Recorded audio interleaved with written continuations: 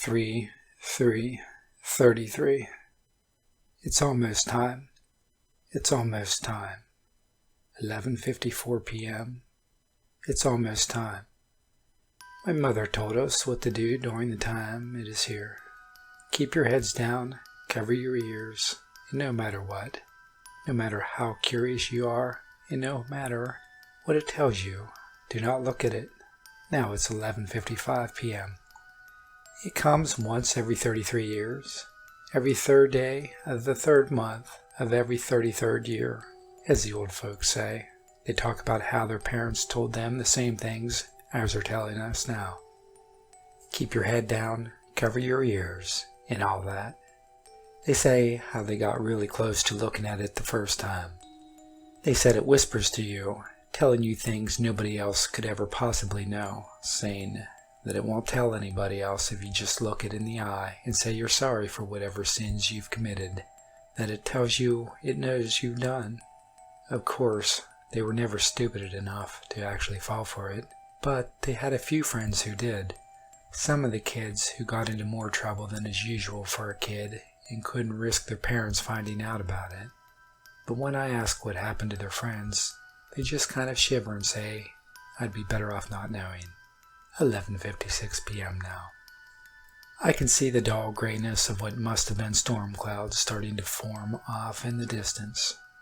My father said that at first he thought it wasn't going to come the first time when he was little because of how few clouds there were.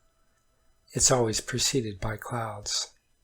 Doesn't like starlight, even when it's full on nighttime like this. Something about how even the sparkling glimmers of the stars are too bright for it. 11:57 p.m. He said that the clouds don't really start until 11:58, and at 11:59 they just spill over the mountains into the city like some gigantic, hungry mist, just starving for a morsel of human meat that it was restrained from having. Expect maybe a lone mountain climber or two. He said that before the clouds had enough time to come swallow his house, his parents had already grabbed him and pulled him down to the basement before taping the door shut. He says that it moves through the clouds, being anywhere and everywhere at once, searching through them to try to find an unguarded human who wasn't naive enough to look at it. 11:58 p.m. Wow, Dad was right. It looks like those clouds just exploded out of nothing. Anyway, before I have to go down to the basement, I should tell you that I managed to convince my grandfather to tell me what happened when you look at it, in case you happen to live in one of those cities that it visits every 33 years. You become a part of it. He was little, and it was the first time it came. They hadn't managed to seal up the house very well, and the clouds crept in. You stay looking, transfixed at its hungry, evil eyes, or whatever it has in place of them. Then you start to shake. You try to look away, but you can't. Granddad says that he heard his friend Noah squeaking out through his permanently awestruck mouth something that sounded like, "Help me." 11:59 p.m. Jeez, it really does just tidal wave over the mountains. Oh, my parents are telling me it is time to come to the basement, so I'd better finish this quickly. Granddad said he risked opening his eyes a fraction of a millimeter to see what was happening to Noah, and while he couldn't see anything in front of Noah, it was pretty obvious that he sure did.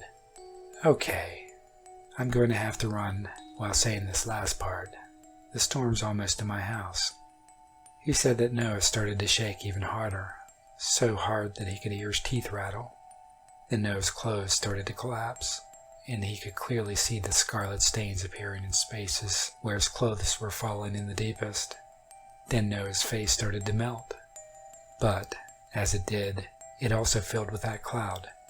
Blood and gray, cold wetness poured from every orifice in his skull as his clothes continued to sink even further down. Now Granddad could see the clouds pouring through his shirt as well, shaking and melting and transforming. With one final ear-piercing screech, Noah was gone, only his blood-drenched clothes remaining. Okay, here's where I leave you. Just remember, keep your heads down, cover your ears, and no matter what, no matter how curious you are, and no matter what it tells you, do not look at it. 12 a.m.